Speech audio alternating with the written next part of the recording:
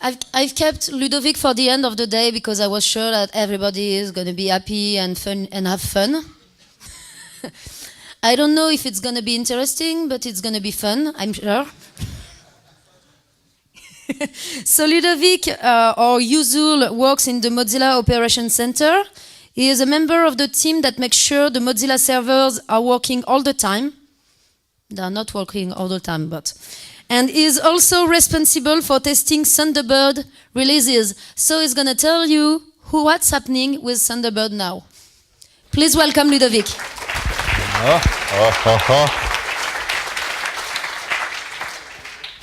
So I've been lazy. The presentation is probably going to be very quick. I'm just going to state a few facts, say what's been going on, what's the plan with a few things, and then I'll try to have a long open session. So open question sessions. So if you have a lot of questions, write them down. I'll try to answer them as much as I can. Crappy questions are welcome. Shitty questions are welcome. Everything that's on your mind, just ask. I'll probably answer, even if I can't. So the first thing I want to say is, I don't know if you guys have been following, but Thunderbird went into maintenance mode a year ago. In November 2012. Was the last release done by a complete Mozilla team. Since then, the people that were working on that team have been reassigned to other things. Some of them have kept a bit of time to work on Thunderbird. So the latest release that came out, was it 2 months ago? Was done mostly and only by volunteers. And as you can see on that contribution graph, I'll give the source later, but that's the contribution graph to Mozilla Thunderbird over the years in terms of commits. 2008 is when Mozilla messaging was created, version 3 in the works, and since then we've kept it quite high and it's not going that low. Same thing goes for the number of users we have, and so that's quite good news. So I'm going to, my talk is going to be about development, support, QA, all the things that you need in an organization or in a project to deliver a great product to your users. So the first thing we got rid of is the ESR branch. Between version 17 and version 24, we maintain 2 versions of Thunderbird, so double the work for releases, double the work for QA, double the work for blah, blah, blah. The initial plan was like, oh yeah, there's going to be some guy who's going to come up with a so great feature that we're going to have to release something between 17 and 24, but we don't want to disturb our enterprise users, so we'll keep something special for them. 24 arrived, and then we realized, oh, it's been a year almost already. What came in? Oh, no big features, so we don't really need that thing, so we killed it. So now everybody using Thunderbird uses the same version, except if you're using beta and nightlies, but I'm pretty sure there's not so many people, and I'll come to that later. So I'm going to start. I'm not going to start in the order that's in there. The important thing that are happening right now is around chat, because chat, most of the code is borrowed from another project that's called InstantBird, and InstantBird is now hosting everything inside Mozilla Central. The bugs are in Bugzilla, the same Bugzilla.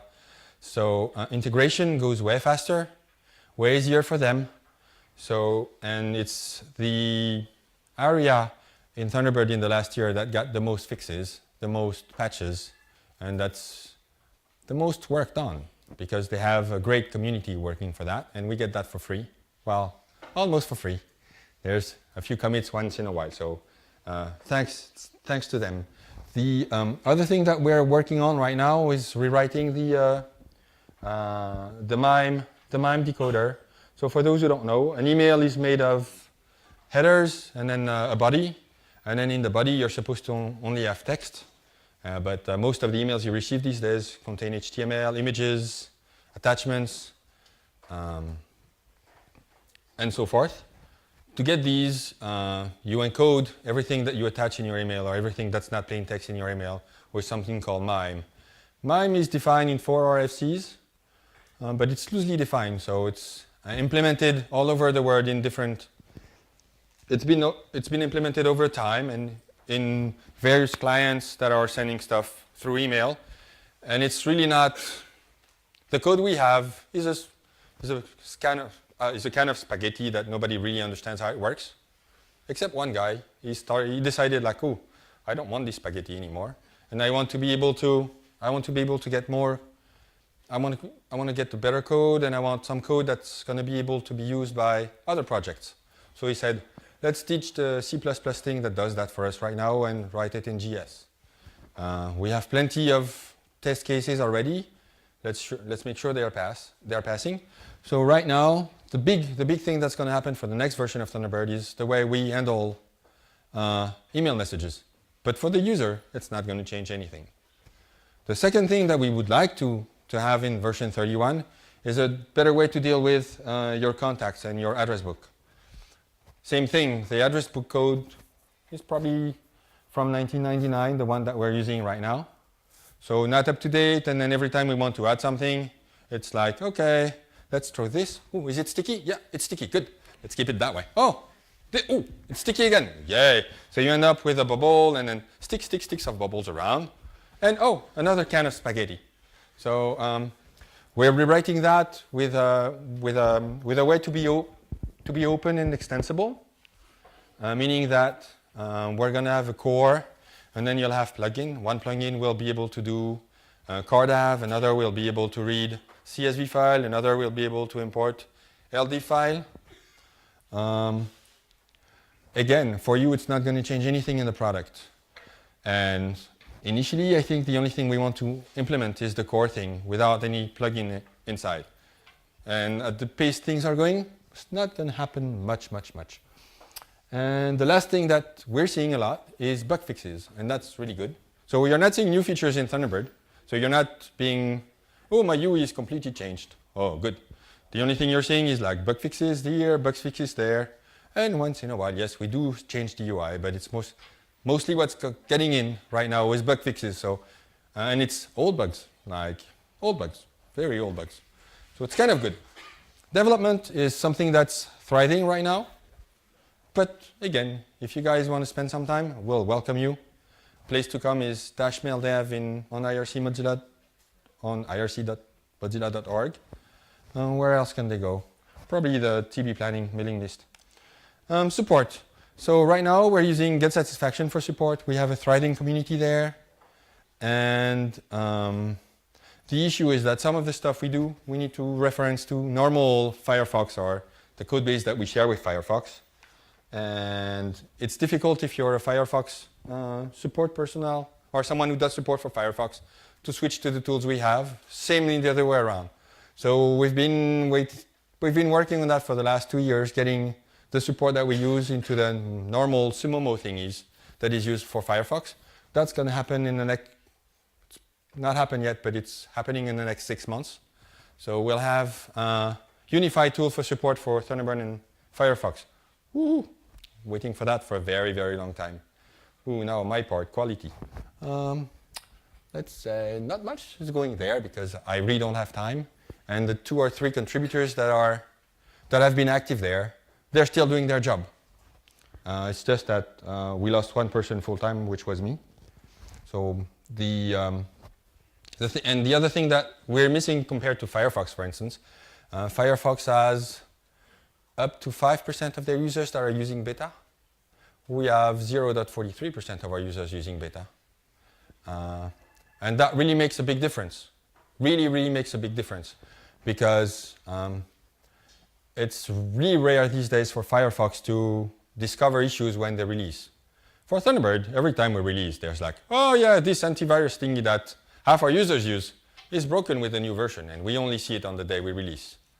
So I've been running, I'm not asking you to run lightly for that. I'm just asking more people on beta, not asking to be... You download it? Yes, if you're on Ubuntu, there's a PPA for that. You can even run lightly. So, and I've been running lightly for 2009, 2010, 2011, 2012, 2013, 2014, for 6 years, and I never lost an email. So, well, I've lost emails about the NSA, about Echelon, about a few things, but it's been pretty stable in terms of what. I've seen. But your mileage may vary. That was for quality. So yeah, quality, my objective for this year is to double the number of users we have on beta. Still don't know how I'm going to tackle that. But having more people, and especially on Windows, because 90% of our users on Windows, and I don't know why. On other systems, people just run Thunderbird. But on Windows, they run Thunderbird, and then they install this application that adds another spam filter, and then an antivirus thingy in Thunderbird, and that breaks things.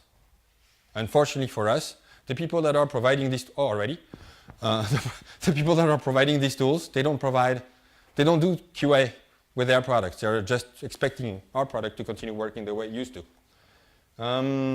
So marketing, it took us 3 months to get the keys to Atmos Thunderbird and the Facebook page we have.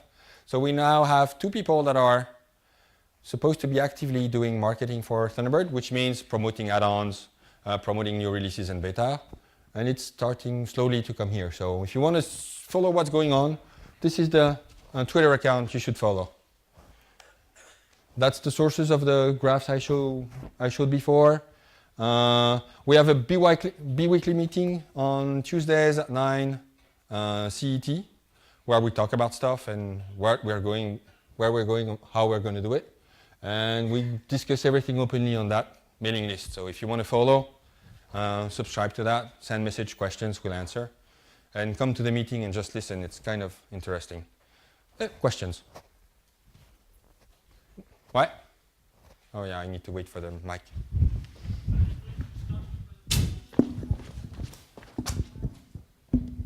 Hello. Just a quick suggestion about your beta testing program.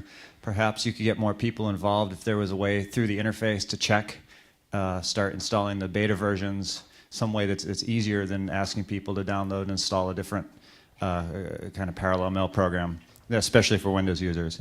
That's my suggestion. And a question is, for the last couple of years, I've kind of felt that Thunderbird is sort of limping towards the grave. And I'm wondering, seeing your presentation today, it kind of reinforces that notion. And I'm wondering why you feel that Thunderbird is getting a lot less attention, a lot less resources, a lot less everything than other projects at Mozilla. Oh, une question comme je les aime. Putain, ça va être dur. There's something that has been lacking for a very long time with the project, is a vision to where the project needs to go.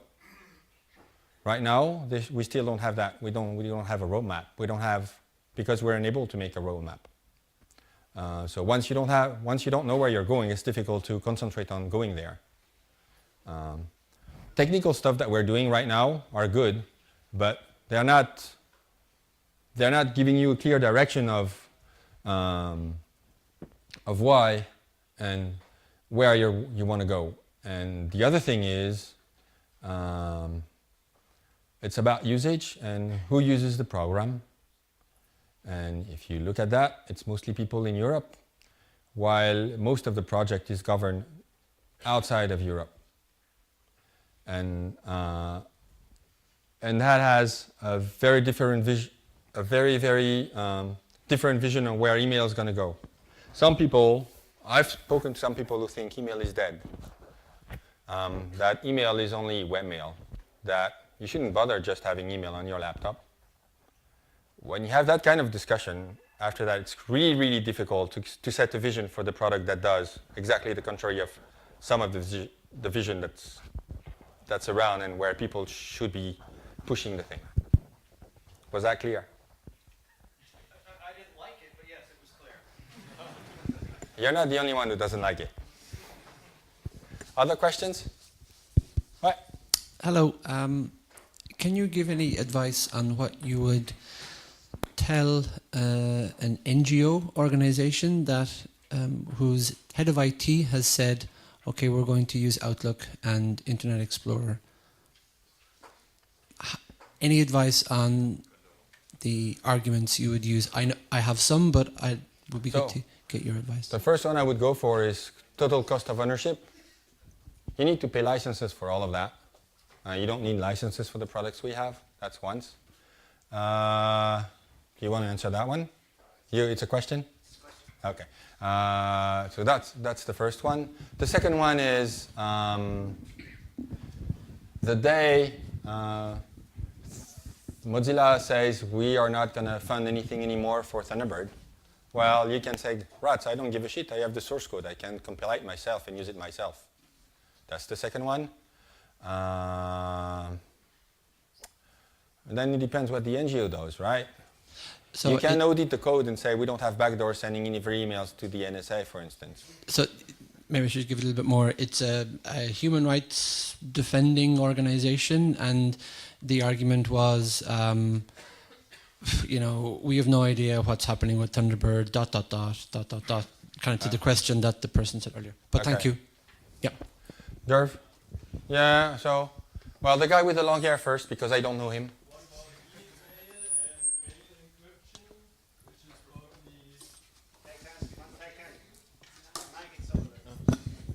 What about ENIC mail and mail encryption overall? Wouldn't that be a good reason to use it? Well, you can use PGP, right, with Windows, and you get the same thing. Yeah, I mean, just speaking about Outlook. Is there PGP for Outlook? Yeah. Yeah. Oh, okay, sorry. PGP is a commercial product for Windows. So, before I came to this presentation, I was at another presentation in another room where the guy from Mailpile, who have just released an alpha today, and he seemed very excited about the future of email, and he talked about making, one of his key things was making email encrypted by default and doing SMTP over Tor so that you could, you know, your Mailpile could receive email over Tor, and therefore, you know, no one could see from the metadata who things were going, and all sorts of interesting ideas for the future of email. And I don't think email is dead, and I think that. Okay, that wasn't my opinion, right? Sorry. You got that it wasn't my opinion. That when I stated. Yeah, I know. But I guess what I'm saying is that there is excitement in the email space, and if Thunderbird is to thrive, it needs to capture some of that. If it doesn't capture some of that, then what will happen? It will continue being the same for the next however long it is. And actually, to be honest, that might well be suitable for the NGO. You know, if you want a product that isn't going to change on you for 5 years, Thunderbird may well be it under the current development, right? A lot of enterprises want that kind of thing. You know, you could argue email is stable, the protocols don't change, it just keeps working, right? But if Thunderbird wants to do new things, then there's excitement out there and the things that people are excited to do, but we have to demonstrate to people that we're the place where they're going to happen. Thank you. What are you doing Tuesday? At 9. Oh, 8 BST. For the NGO, it could be interesting too that Outlook has a risk of vendor lock-in. If you use Outlook, a few months later you have Exchange. And this is not only the license for Outlook, but for other things too. So if the vendor login doesn't, if the NGO doesn't want to log in into a specific company, then they should use Thunderbird. There's one more question in the front. Oh, there too, but in the front too. Yeah, Mike's coming. Okay, thank you. The thing is, I work in a company where they own Microsoft, and I'm still one of the guys who want to use the Linux, and I don't care of Windows. And so they are using Exchange. And when I had to configure my Thunderbird to work with Exchange, it was like a pain in the ass, really. So because of my calendar, I had to find the add-ons, and for my contact, when I wanted the SSL to work, it never worked, so it's plain text, because I need my contacts, of course. And all of these things, and my calendar doesn't sync correctly, so even when... So the idea is, you said the email is not dead, but then why don't you make an effort, try to work better with Microsoft? As you know, it's... Give me the MAPI specification and the required time to implement it, and then we'll do it. It's been available for 2 years. And we didn't have the time for the last 2 years. With a proper license? Yes, it's GPL.